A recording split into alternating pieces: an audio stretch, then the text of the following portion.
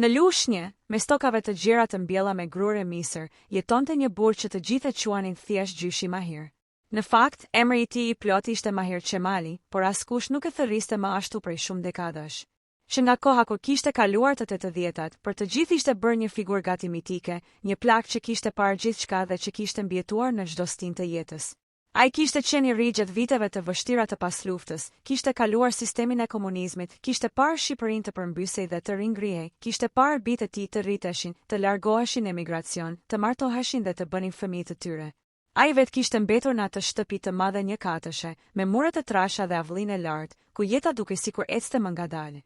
Në moshën 85 vjeçare, askush nuk do të kishte menduar se Mahiri kishte ende fushinë të befasoje. Të gjithë e shikonin si një burr të lodhur, por të respektuar, që tashmë kishte vetëm një rol, të ulej në verandë dhe të tregonte histori nga koha e tij. Por jeta kishte vendosur t'i jepte edhe një herë një ngjarje të madhe, një kthes që do të trazonte jo vetëm familjen e tij, por gjithë lagjen. Gjithçka filloi me ardhjen e një gruaje të re në shtëpinë e tij. Ajo quhej Valbona, një grua në të 30-tat, me flokë të zeza dhe sy të thellë, që kishte ardhur nga një fshat i largët i skraparit për të punuar si ndihmëse shtëpie. Askush nuk e mori seriozisht në fillim, duke si një nga ato historitë e zakonshme të grave të reja që vinë në qytet për të fituar bukën e gojës. Por pas pak kohësh, njerëzit e lagjes nisën të vinin re, se Valbona nuk ishte thjesht një punëtore e zakonshme. Ajo kishte një mënyrë të butë dhe të kujdesshme me Mahirin e shoqëronte në shëtitjet e tij të shkurtra, i gatuante ushqime të lehta e dëgjonte kur ai fliste për të kaluarën. Dhe Mahiri, që deri atëherë ishte dukur një njeri i lodhur nga jeta, filloi të ringjallej. Fëmijët e tij të mëdhenj, që vinin rrallë nga emigracioni, 2 në Itali dhe 1 në Angli, filluan të marrin vesh për praninë e Valbonës. Në fillim nuk e morën seriozisht, menduan se ishte vetëm një grua që po e ndihmonte të atin. Por kur, një ditë, Mahiri u tha hapur se kishte ndërmend ta merrte për grua, atëherë gjithçka shpërtheu.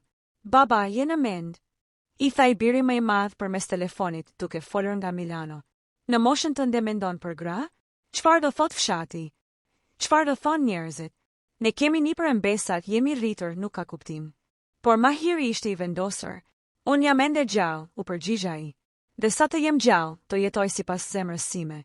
Nuk më intereson çfarë thonë njerëzit. Kjo grua më bën të ndihem njeri përsëri. Lajmi u përhap me shpejtësi në përlagje. Plaku 85 vjeçar do martohej me një grua 50 vite më të re. Filluan thashë themet, talljet, edhe Maria. Disa e shinin si diçka qesharake, të tjerë si turp, por askush nuk mbeti indiferent. Disa gratë lagjes përshpërisnin, e ka bërë për interes ajo, do i marrë shtëpinë, do i haje pasurinë. Burrat e tjerë tundnin kokën, ky plaku nuk ka mbetur rehat, turp i madh. Vetëm pak njerëz e shinin me sy tjetër, si një akt guximi, si një mënyrë për të treguar se dashuria nuk njeh moshë. Dasma e tyre nuk ishte dasme zakonshme, por një darkë e thjesht në shtëpi, ku morën pjesë disa kushërinj të afërt dhe pak miq. Fëmijët e Mahirit nuk erdhën. U justifikuan me punë, por në të vërtetë refuzuan. Dhe që aty nisi përçarja e madhe. Pas disa muajsh, ndodhi ajo që askush nuk e kishte pritur. Valbona mbeti shtatzën. Kur lajmi doli, fshati shpërtheu në thashetheme edhe më të mëdha. Është e pamundur, than disa. Në atë moshë, jo, nuk është e tij. Ajo e ka nga dikush tjetër. Por koha tregoi të kundërtën. Në moshën 85 vjeçare, Mahiri do të bëhej baba sërish. Ky lajm nuk tronditi vetëm lagjen, por shkatërroi edhe marrëdhëniet e brendshme të familjes. Fëmijët e tij të rritur, tashmë në të 50-tat, u ndjen të poshtëruar. Ata nuk pranonin të kishin një vëlla ose motër që do ishte më i vogël se nipërit e tyre. Filluan shere për trashëgimin, për nderin për atë se çfarë do thoshin të tjerët. Dhe kështu nisi historia e gjatë e një familjeje që do të ndajë në dysh në ardhja në jetë një fëmije që do të bëhej simboli i dashurisë dhe rebelimit të një plaku që nuk pranoi të dorëzohej. Pas darkës së thjeshtë që Mahiri kishte quajtur dasëm, shtëpia e tij mori një tjetër frym. Valbona, që deri atëherë kishte qenë thjesht një ndihmëse, nisi të sillej si zonjë shtëpisë, por gjithmonë me kujdes e respekt ndaj burrit që e kishte marrë për dorë. Lagja filloi ta shihte me sy të ndryshëm. Disa gra më të reja, që i shihnin burrat e tyre të plakur e të pakënaqur, nuk e fshinin dot zërin e xhelozisë kur kalonin pranë avllisë së Mahirit dhe shihnin se si Valbona e shoqëronte për dorë, i mbante krahun, i buzëqeshte me ëmbëlsi. Çudi e madhe, përshpërisnin ato. Në atë moshë dhe prap gjen lumturi. Ndërsa burrat tanë s'kan mas forcë të na shohin në sy. Por kishte edhe nga ato që nuk e kursenin fjalën e hidhur, e ka bërë për interes, për shtëpinë, për pensionin. Ai plak i shkret s'ka mend. Ndërkohë, fëmijët e Mahirit në emigracion jetonin një ankth të fshehtë. Nuk I thonin askujt, por në telefon, mes vëllezërve e motrave shpërthenin. Na turpëroi, thoshte I madhi. Erdhi deri në Itali lajmi, kolegët më përqeshin. Si mund ta mbajmë kokën lart kur babai bën gjëra të tilla? Tjetri, që jetonte në Angli, I përgjigje me zë të ashpër, "Ky s'është më baba. Ky është një I marrë që na shkatëron emrin. Do t'i heqim dorë, nuk kemi më punë me të." Vetëm vajza, që jetonte në Bari, kishte një zë më të butë, por edhe ajo nuk arrinte ta pranonte plotësisht. Ndoshta thjesht do të mos jetë vetëm, thoshte me përpjekje. Ndoshta është frika nga vdekja që e ka bërë të kapet pas jetës. Por fëmijë, në këtë moshë, është e tmerrshme. Koha kalonte dhe Valbona nisi të ndryshonte. Në fillim ishin shenjat e vogla, lodhja e shpeshtë, përgjumja, një fytyrë që I rrezatonte ndryshe. Pastaj lajmi u bë I qartë, ajo ishte shtatzën. Në fillim Mahiri nuk e besoi. "Është e pamundur," shpëriti. "Unë jam 85 vjeç. Një njeri në moshën time nuk mund të bëhet baba." Por mjekët e konfirmuan. Dhe atë ditë, kur doli nga klinika me dorën e Valbonës të shtrënguar fort, syt I ndritnin si një djaloshi të ri. "Zoti më dha një mrekulli," tha. Lajmi u përhap me shpejtësinë e rrufes. Fshati u përça. Burrat në kafe e kthyen në shaka, duke qeshur me të madhe. "Plaku Mahir e paska më të fortë se gjithë ne," thoshin. "Na turpëroi të gjithëve." Disa e shihnin me admirim të fshehtë, duke u ndjerë të vegjël përballë një njeriu që nuk e kishte humbur fuqinë as në atë moshë. Por të tjerë ishin të ashpër, "Kjo nuk është burrëri, kjo është marrëzi. Çfarë do bëhet me atë fëmijë kur ai të vdes? Kush do ta rrisë? E ka bërë vetëm për të treguar se ende është gjallë." Në shtëpi, situata u bë edhe më e tensionuar. Fëmijët e tij, që deri atëherë kishin lënë të qetë, shpërthyen me telefonata plot zemërim. "Nuk është fëmia yt, baba. E ka me dik tjetër. Ti e budalla, të ka mashtruar ajo grua," bërtiti I biri nga Milano. Mahiri, me një zë të qetë, u përgjigj, "Mund të mendoni çfarë të doni, por ky fëmijë është I imi. Dhe do ta dua me gjithë shpirtin tim." Këto fjalë nxitën edhe më shumë. Vajza qau në telefon, duke I thënë se po e shkatëronte familjen, se nipërit dhe mbesat nuk do ta pranonin kurrë. "Si mund ta shpjegojmë në shkollë," thoshte ajo. "Si mund të themi shoqeve tona se gjyshi I tyre ka bërë një vëlla tjetër?" Ishte një dhimbje e përzirë me turp dhe krenari të lënduar, një konflikt që nuk kishte zgjidhje të thjeshtë. Ndërkohë, Valbona përpiqej të jetonte mes këtyre zërave. Ajo ndjente gjykimin e syve kudo, kur dilte të blinte bukë, kur ecte në treg, kur ulej në verandë. Disa gra I flisnin me ironi, të lumt, "Moj zonjë, të rrallë burra pas ke gjetur." Të tjera I shmangeshin krejt, sikur të kishte bërë një mëkat të madh. Por brenda saj, ajo ndjente një forcë të pashpjegueshme. "Ky fëmijë është fati im," mendonte. "Mund të më urrejnë të gjithë, por unë e di çfarë mbaj brenda." Mbrëmjeve, kur shtrihej pranë Mahirit, ajo e dëgjonte teksa fliste me një ëmbëlsi që nuk ja kishte dëgjuar askush. Ai I tregonte histori nga rinia, nga koha kur kishte qenë partizan I ri, nga vitet kur kishte punuar në kooperativë, nga sakrificat që kishte bërë për të rritur fëmijët e tij të parë. "Tani Zoti ma dha një shans të dytë," thoshte ai. "Ndoshta nuk do të kem shumë vite përpara, por sa të kem, do të jetoj duke e parë këtë fëmijë të rritet." Kur erdhi dita e lindjes, gjithë lagja ishte në ankth. Disa burrat në kafe u betuan se do të dëgjohej një lajm I turpshëm, se gjithçka do të dalë në dritë dhe do të turpërojë plaku. Por kur infermierja doli dhe tha, "Është djalë, është I shëndetshëm," Mahiri shpërtheu në lot. Ai e mori foshnjën në krah dhe, me duar që I dridheshin nga mosha, e puthi në ballë. "Mirë se erdhe, biri im," shpëriti. Në atë moment, për Mahirin nuk ekzistonte as lagja, as tashethemet, as zemërimi I fëmijëve të tij të mëdhenj. Ekzistonte vetëm ai foshnjë që çante dhe që jepte jetës së tij një kuptim të ri. Por jashtë mureve të spitalit, fortuna sapo kishte nisur. Kur u kthyen nga spitali, Mahiri e solli djalin në shtëpi me një krenari që nuk e kishte ndier kurrë më parë, madje as kur kishin lindur fëmijët e tij të parë dekada më herët. I dukej sikur kishte marrë në krah një pjesë të përjetësisë, një dëshmi se jeta mund të rilind edhe kur gjithë bota mendon se ajo ka marrë fund. Por sapo hapi portën e avllisë, ndjeu në ajër një atmosferë të rëndë. Fshinjit po e prisnin jo për ta uruar, por për ta vëzhguar, për ta gjykuar, për ta komentuar. Disa e përshëndetën me zë të ngritur, me një ironi të mbuluar, "Urime, o Mahir. Të qoftë djali jetë gjatë. Të rrojë babai I ri." E qeshura që shpërtheu më pas nuk ishte nga gëzimi, por nga tallja. Ai nuk e ktheu kokën. Hyri brenda me hap të ngadalt, duke mbajtur djepin e vogël që ja kishin dhënë në spital, ndërsa Valbona e ndoshi me fëmijën në krah. Për të, çdo përqeshje ishte vetëm një zë I largët krahasuar me rajet e zemrës së foshnjës. Por nuk kaluan as 2 ditë dhe filluan të arrin telefonatat e para nga Italia dhe Anglia. Fëmijët e Mahirit, të rriturit që kishin tash me familjet e tyre, nuk mund ta përtypnin dot atë që kishte ndodhur. Djali i madh, Arbeni, ishte i pari që shpërtheu, "Baba, ky nuk është fëmia yt. Ti je 35 vjeç, e kupton? Nuk ka mundësi. Ajo të ka mashtruar. Është fëmia e ndonjë tjetri, dhe ti po bën budallajn e lagjes." Zëri i tij dridhej, jo vetëm nga inati, por edhe nga turpi i pamas që ndjente përpara shokëve të tij.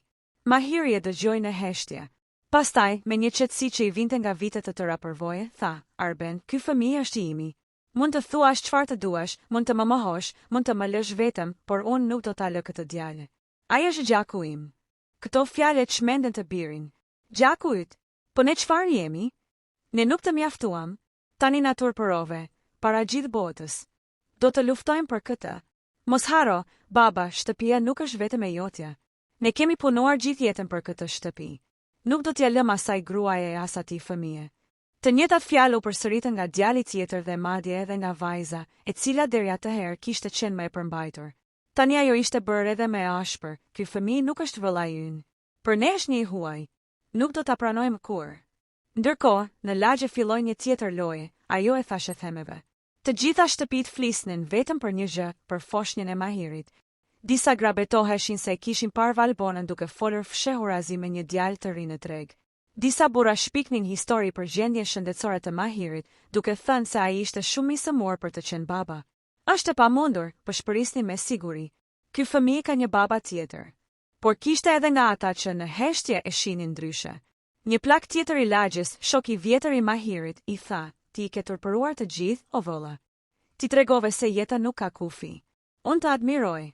Këto fjalë ishin të rralla, por për Mahirin kishin vlerë më shumë se çdo gjë. Përplasja e vërtet shpërtheu kur fëmijët e rritur u kthyen nga emigracioni, njëri pas tjetrit. Shtëpia u mbush me zëra, me britma, me akuza. "Kjo grua ka ardhur për të na marrë pasurinë," than ata duke treguar me gisht Valbonën. "Ne nuk do ta pranojmë kur." Valbona qëndronte e heshtur, duke mbajtur foshnjën në krah. Nuk tha asnjë fjalë, sepse e dinte se çdo fjalë e saj do të ishte benzinë mbi zjarr. Mahiri, me zërin e tij të rëndet të prerë, u ngrit në këmbë. "Ju harua gjithçka. Ju harua se kush jam unë. Ju harua që unë ju rrita, ju dhash bukë, ju mësova të ecni, ju ndërtova këtë shtëpi me këto duar. Dhe tani më thoni se nuk kam të drejtë të dua, nuk kam të drejtë të kem një fëmijë? Ky është fëmia im dhe kjo është gruaja ime. Kushdo që nuk e pranon, nuk ka vend në këtë shtëpi." Fjalët e tij ranë si një rufe. Fëmijët e tij u ndjen të tradhtuar, të përjashtuar, të përbuzur. Ata nuk ishin mësuar kur ta shihnin të atin kaq të vendosur. Dhe në atë moment kuptuan se nuk bëhej më fjalë vetëm për një grua apo një fëmijë, por për diçka më të thellë, për një njeri që në fund të jetës kërkonte lirinë e tij të fundit.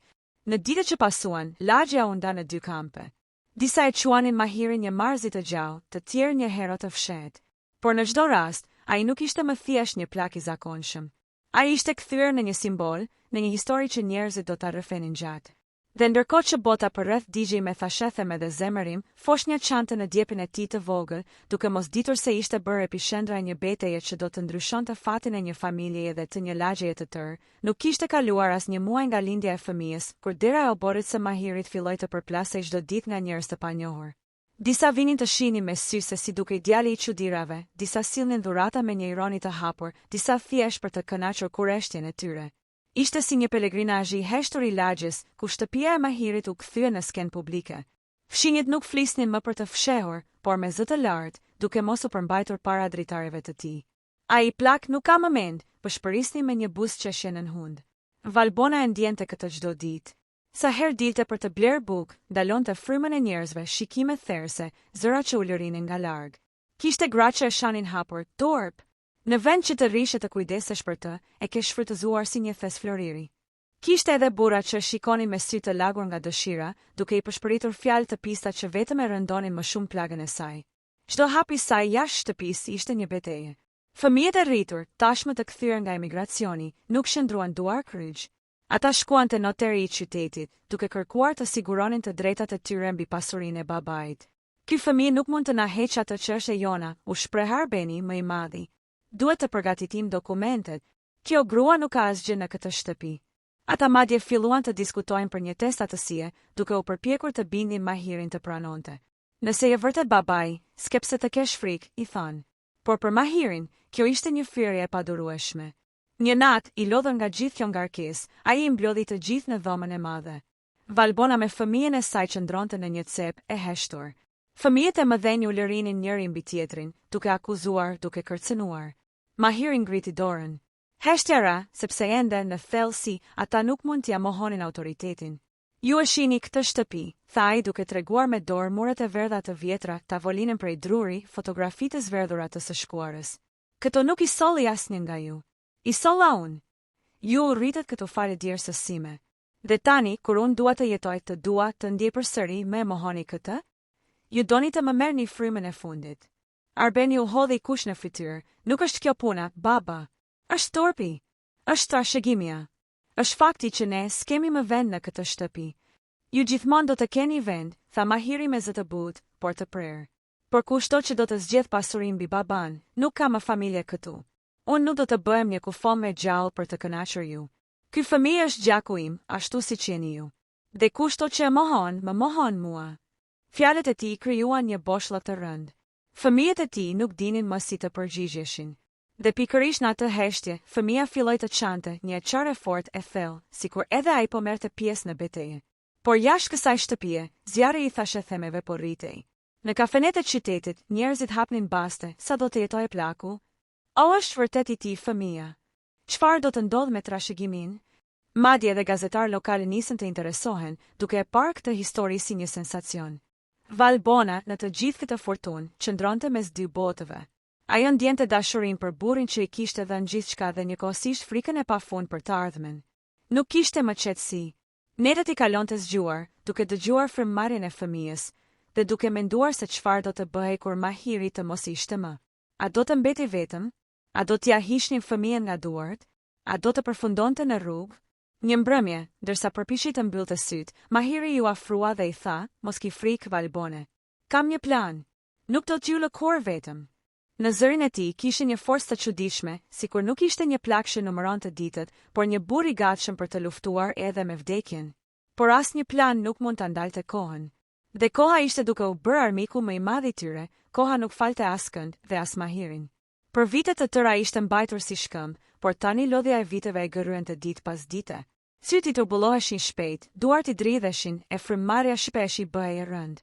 Mjeku i qendrës shëndetësore, një djalë i ri që sapo kishte dalë nga universiteti, e pa dhe i tha me gjysmë zëri, duhet të keni kujdes, zoti Mahir. Zemra nuk është më si më parë. Ju duhet qetësi, jo tension. Por qetësia ishte gjëja e fundit që kishte. Në shtëpi, atmosfera ishte si një fushë betejë e përhershme. Fëmijët e mëdhenj nuk pranonin asnjëherë të rrinin gjatë. Vinin, lëshonin akuza, kërcënonin dhe largoheshin duke përplasur derën. Valbona i shite me sy të lodhur, e dinte që çdo ditë po afrohej një stuhi edhe më e madhe. Dhe stuhia erdhi. Një mëngjes, kur dielli mezi kishte dalë, në derë trokiti një oficer gjykate. Në duar mbante një zarf të trash. Zoti Mahir, tha me ton të ftohtë, ju jeni thirrur të paraqiteni në gjykatë. Fëmijët tuaj kanë kërkuar ndarjen e pasurisë dhe mbrojtjen e interesave të tyre ligjore. Valbona u drodh. Ndarjen e pasurisë? Po ai është gjallë, tha me zë të thyer.